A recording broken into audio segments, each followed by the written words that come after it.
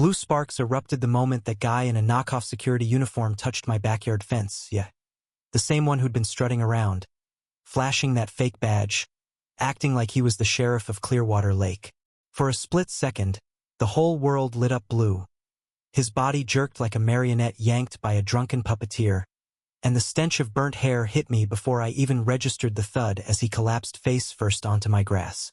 Meanwhile, my son Ethan sat inside at his desk, calm as you please, eyes never leaving the camera feed. One hand on the control switch, conducting his own little symphony of righteous payback. See, folks like to think the HOA's got all the cards, that their power is sacred or something, but that night, well, let's just say it was them who ended up scared. That electric shock? That wasn't revenge. That was our opening statement. And believe me, we were just getting started. Rewind 3 weeks and I was about as far from all this drama as a man could be. Name's Marcus Thornfield, 42, divorced, architect, just a regular guy who inherited his granddad's cabin by the lake. It's the kind of place people paint on postcards. 2 acres of pine woods, a dock that creaks when the wind picks up, sunsets so beautiful they feel like a reward for making it through another day. I'd been fixing up the old cabin into a studio, loving the dust, the sweat, the ache of honest work. I thought I was living the American dream. That dream cracked the morning I was on the roof swapping out a skylight and heard high heels stomping my gravel like a drill sergeant on parade. I peek over the gutter and there she is, Victoria Sterling, navy blazer, black Mercedes, portfolio clutched tight like she's holding the nuclear codes. Didn't even say hello.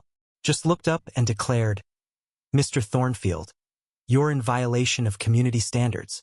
You have 48 hours to cease all unauthorized construction or face legal action." She handed me a notice, paper thick as a wedding invitation, stamped with more seals than a DMV. I stared at her, then at the paper, and wondered how the hell I was suddenly on trial for fixing my own house. I told her straight me families own this land for 3 generations, and there's never been any HOA, no covenants, nothing on the deed. But Victoria? She flashed a cold smile, flicked open her portfolio, and showed me incorporation documents, bylaws, maps, everything shiny and intimidating.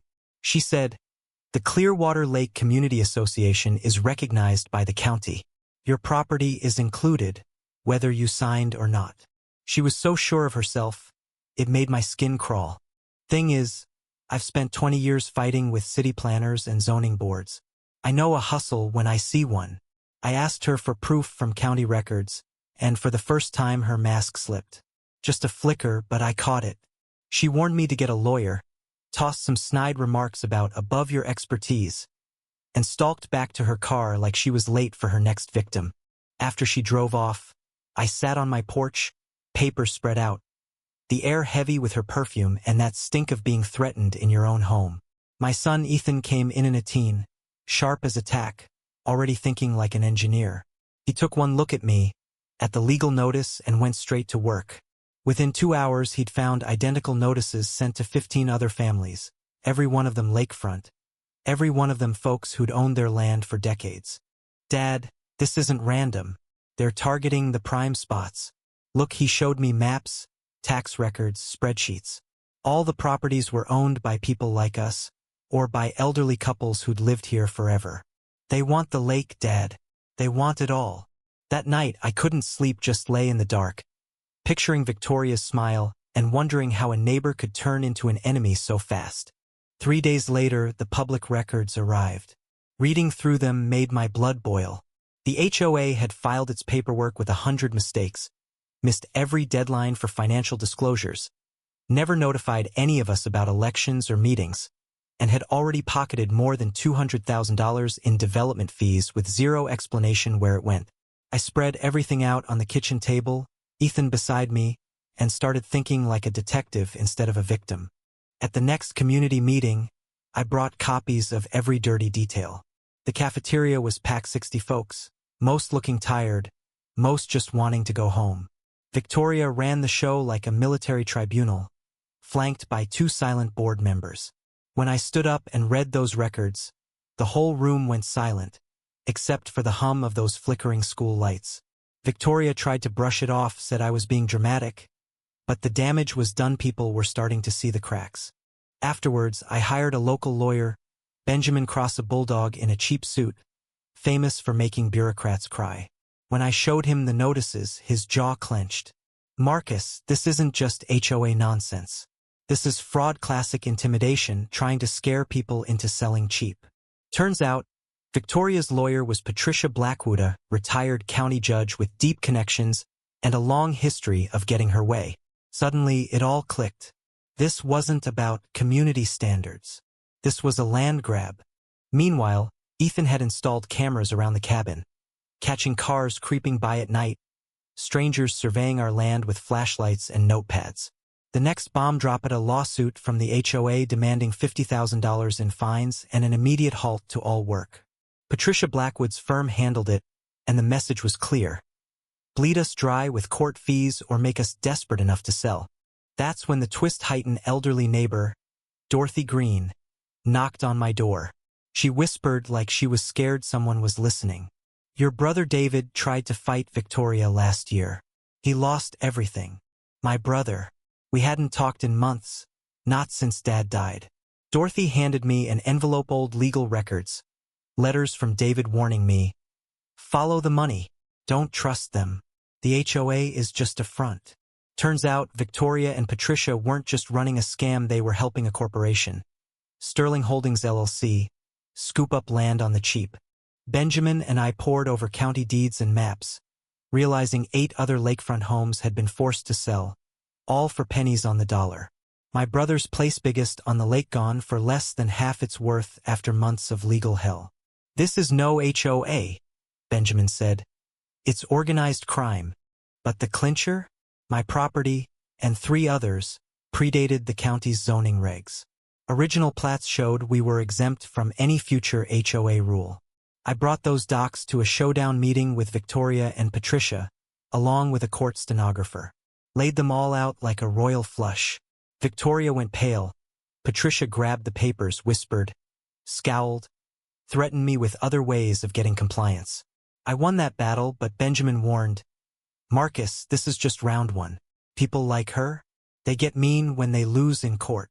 Within days, my mailbox filled with insurance cancellations, home, flood, business, all suddenly deemed high risk.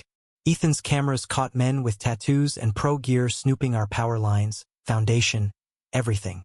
Facial recognition tied them to Secure Guard LLC, a security firm, paid $15,000 a month by the HOA, despite their business license being expired. The surveillance was criminal, the intimidation relentless. We built a case. Fraudulent use of HOA funds, illegal surveillance, embezzlement, conspiracy. Dorothy came forward with more evidence. Worked as an accountant for Nexus Hospitality, a global developer. Victoria was secretly working for them, helping them grab up 90% of the lakefront to build a $300 million resort. My brother's loss, Dorothy's guilt, all of it tied back to the same plan. They'd already acquired 73% of the land, using lawsuits, canceled insurance, and raw fear. That night, Ethan intercepted chatter tomorrow. They'd make their move. Sure enough, just past 2 a.m., 6 men in tactical gear and fake police uniforms swept onto our land. But Ethan and I weren't home. We were at Dorothy's, watching the feeds. Cops and detectives staked out nearby. The intruders triggered Ethan's booby traps, UV dye, motion-activated floods, everything caught on camera. They panicked, blundering around, glowing like ghosts in a rave.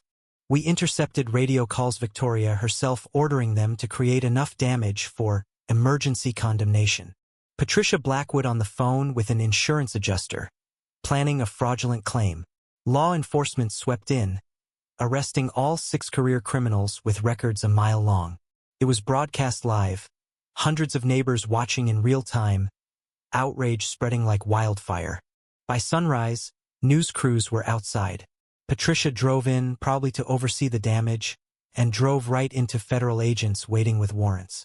Victoria got scooped up later, right in the middle of a conference call with the developers. The evidence, thanks to Dorothy, Benjamin, and Ethan's tech, was overwhelming. The conspiracy unraveled, exposing a network of shell companies, bribes, insurance scams, all aimed at bulldozing families like mine into submission. The community came together, packed the school gym, demanded the HOA's dissolution, and started fresh with Dorothy at the helm. Open books, real transparency. The 6 thugs got 8 to 15 years in federal prison, Patricia got 12, and Victoria, well, she'll be counting bricks in a minimum security cell for the next 2 decades. Nexus Hospitality caved, paid out full market value plus damages to everyone they'd targeted. My brother's widow got the money she deserved.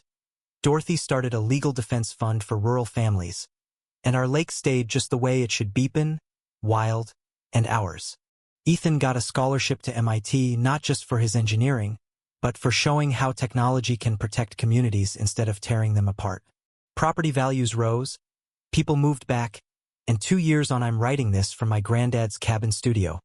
The lake is peaceful as ever, sunset blazing across the water. If you take nothing else from this story, remember this: bullies only win when honest folks stay silent and divided.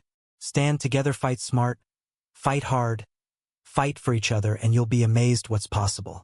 So, let's hear if you ever tangled with a bully hiding behind fake authority?